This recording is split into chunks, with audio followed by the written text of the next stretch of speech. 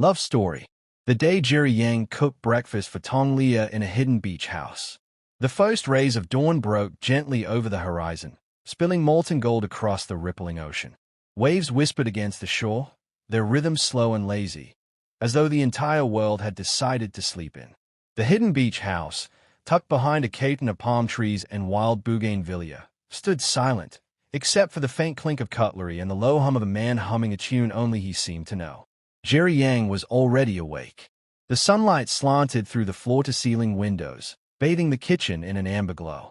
He stood barefoot on the polished wood floor, sleeves rolled up, hair tousled in a way that made him look like a painting from another time. In front of him, a spread of fresh ingredients lay waiting: eggs, ripe avocados, cherry tomatoes glistening like tiny jewels, a loaf of artisanal bread still warm from the early morning bakery delivery. But the real centerpiece wasn't the food, it was the intent. This wasn't just breakfast. This was a quiet act of love. Jerry had woken before the sun, slipping out from beneath the soft linen sheets where Tong Liya was still sleeping, her breathing slow and even. The previous night had been a symphony of waves and laughter, of whispered stories told in the dark. But today, he wanted to give her something different, a memory she would never forget. The beach house itself was a secret. Nestled in a private cove far from curious eyes, it was a place only a handful of people in the world knew existed. They had arrived under the cover of night, ferried across calm waters by a fisherman friend who understood the value of silence. The air here smelled of salt and wildflowers, and every corner of the house opened up to views so beautiful they seemed unreal. Now, as Jerry cracked an egg into the pan, the sound of its sizzling was almost musical. He moved with the calm precision of someone who rarely got the chance to do something so ordinary yet so deeply intimate. He poured fresh orange juice into 2 crystal glasses, the sunlight catching the liquid and setting it aflame with color. On the counter, he had arranged a plate of tropical fruits: papaya, pineapple, and dragon fruit, sliced into perfect segments. From the bedroom, soft footsteps padded toward him. Jerry. Leah's voice was husky from sleep, wrapped in the lingering warmth of dreams. She appeared in the doorway, her hair a gentle mess, one of his oversized white shirts draped over her frame. It hung loose, the hem brushing her thighs, making her look both impossibly relaxed and breathtaking. "You're awake," Jerry said, a small smile curving his lips. "Perfect timing. Breakfast is almost ready." She leaned against the doorway, eyes scanning the kitchen like she was trying to memorize every detail. "You cooked?" There was genuine surprise in her tone, the kind that came from knowing how rare this moment was in their world of endless schedules, flashing cameras, and rehearsed public appearances. "For you," he replied simply. "Because you deserve to wake up to something beautiful." Leah's lips curved into a slow smile, the kind that could light an entire coast. She crossed the room, the morning light spilling over her as she moved, and perched herself on the stool by the kitchen island. She watched him in silence for a moment, eyes tracing the way his hands worked with steady care. The scene was almost cinematic, the quiet crash of the ocean outside, the golden light on their skin, the faint smell of coffee brewing somewhere in the background. Jerry plated the food with surprising elegance, sliding the toast beside the scrambled eggs, arranging the tomatoes like small rubies scattered across the plate. When he set it down in front of her, she didn't touch it immediately. Instead, she reached for his hand, her fingers curling around his in a gesture that spoke louder than any words could. "This is," she paused, her voice soft, "more perfect than I could have imagined." He sat across from her, his own plate untouched for a moment as he simply watched her take her first bite. The way her eyes closed briefly, savoring the taste, sent a quiet thrill through him. This wasn't about the food. It was about the feeling of being able to care for her in a way that the world never got to see. After a few bites, she laughed suddenly, the sound warm and unguarded. "You're going to ruin me. Now I'll expect this every morning." Jerry leaned forward, resting his elbows on the table.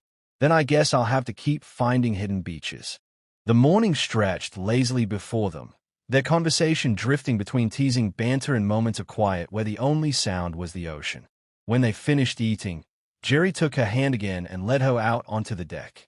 The view was endless, blue sky melting into turquoise water, a horizon so wide it felt like the edge of the earth.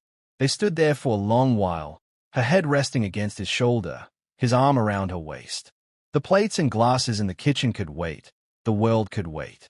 Hey, in this sunlit cove, there was no need for anything but the sound of the waves and the unspoken promise in the way they held each other. Later, they would walk along the shore, leaving a trail of footprints that the tide would quietly erase. They would sit on the warm sand, the remnants of breakfast still lingering in their laughter. And when the sun began its slow descent, painting the sky in shades of fire and rose, they would know that this day, this simple morning in a hidden beach house, was worth more than any red carpet moment they had ever experienced. Because sometimes, love isn't in grand declarations or public applause. Sometimes, it's in the quiet act of making breakfast, in the way two people can turn an ordinary meal into a memory that feels like forever. And as night fell again over the cove, the beach house standing silent against the whispering sea, Jerry Yang and Tong Liya knew they had written another secret chapter into the story only they truly understood. The late morning sun climbed higher, turning the sky into a dome of deep, endless blue. The beach was alive with a soft, shimmering heat, but inside the shaded deck of the hidden beach house, time seemed to have slowed. Jerry Yang and Tong Liya were still leaning on the rail, their bodies pressed close, watching the waves roll in and out like the steady breathing of some great, sleeping giant. The breakfast plates were left untouched in the sink, a rare rebellion from Jerry, who was usually meticulous. But today, nothing felt urgent except holding on to the moment. Liya turned her face toward him, her hair catching in the sea breeze. "You know, this place doesn't feel real," she murmured. "Like we're in someone else's dream." Jerry's eyes softened. "It's ours," he said simply. "No cameras, no reporters, no scripts, just us." The way he said it made her chest ache in the best way possible. She smiled faintly, brushing her fingertips against the rough wood of the railing. "Then what do we do in our dream?" Jerry's answer was to take her hand and lead her down the wooden steps that opened onto the warm, powder-soft sand.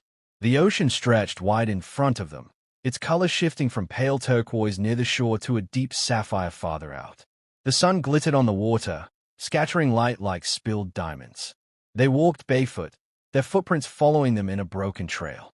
Occasionally, Jerry bent to pick up smooth shells or pieces of sea glass, handing them to her without a word. She tucked them into the pocket of his shirt like they were small treasures, which to her, they were. Halfway along the cove, Jerry stopped. "Wait here," he said with a playful smile. Then, without warning, he sprinted into the shallows, the water splashing up around his calves. "Jerry," she laughed, shielding her eyes from the sun as she watched him disappear under the surface. When he re-emerged, droplets of seawater glistening on his skin, he was holding something, a tiny starfish, bright orange and perfect. He waded back toward her, holding it in his palm like a gift. "It was just lying there," he said, slightly out of breath. "Couldn't leave it behind." She cupped her hands around his, the tiny creature resting between them. "It's beautiful," she whispered. "But you didn't have to get soaked for me." Jerry shrugged with that boyish grin of his. "If it makes you smile, it's worth it." The simplicity of his words landed some way deep in her heart. They stood there a while, the waves brushing at their ankles, the sun warming their faces. When she finally looked up, Jerry's gaze was fixed on her, and there was something in it, something unguarded, unshaken, and impossible to mistake. By afternoon, the air grew heavy with heat, and they retreated back to the beach house. The wide, open living room smelled faintly of driftwood and lemon oil. Jerry poured them tall glasses of iced tea, the clink of the ice against the glass punctuating the lazy quiet. They sprawled across the couch, a single light blanket tossed over them despite the warmth. Liya curled into his side, her head resting on his chest, listening to the slow, steady beat of his heart. For a long time, they didn't speak. There was no need. The silence was not empty, it was full, threaded with the kind of understanding that comes from years of being each other's safe place. At some point, Liya's eyes drifted shut. She woke later to find Jerry sitting cross-legged beside her, sketching something in a worn leather notebook. "What are you drawing?" she asked, her voice still heavy with sleep. He angled the book toward her. It was a sketch of the beach outside, the curve of the cove, the jagged rocks on one side, and in the center, a tiny figure standing at the water's edge. "That's you," he said quietly. Her throat tightened. "You're better at capturing me than the cameras ever could." "Because I'm not looking for the perfect picture," he replied, closing the book. "I'm looking for you." The sun began to dip toward the horizon, spilling molten orange and pink across the sky. Jerry took her hand again and pulled her out onto the deck. They watched the light change, the colors bleeding into each other until the entire world seemed painted in fire. When the last sliver of sun disappeared, the air cooled. Jerry lit lanterns along the deck, their golden glow reflecting in her eyes. Then he disappeared into the kitchen again. This time, she followed him. "I'm helping," she declared, slipping beside him at the counter. He handed her a knife, and they worked side by side, chopping vegetables, laughing when she accidentally flicked a piece of red pepper onto the floor. He caught her wrist once when she nearly nicked her finger, his touch lingering just a moment too long. Dinner was simple: grilled fish caught that morning by their fisherman friend, a fresh salad, and slices of mango. They ate outside under the lantern light, the sound of the waves steady and low.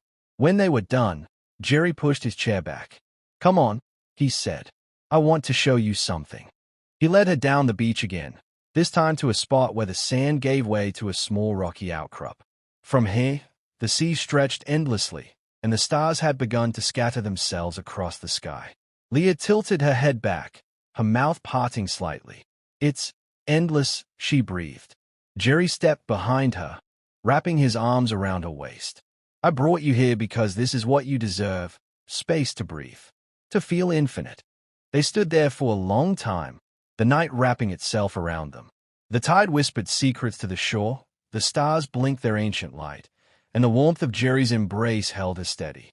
When they finally walked back to the beach house, the lanterns had burned lower, their lights soft and flickering. Inside, they left the windows open to the sea breeze, the curtains billowing like slow-moving ghosts. They lay side by side on the bed, the moonlight spilling over them in silver. Leah rested her palm against his cheek. "Today was perfect," she said softly. Jerry caught her hand, pressing a kiss into her palm. "Every day with you could be like this," he murmured. And for the rest of the night, the hidden beach house listened quietly as the ocean sang outside, holding their laughter, their whispers, and their silence like treasures that would never belong to the outside world.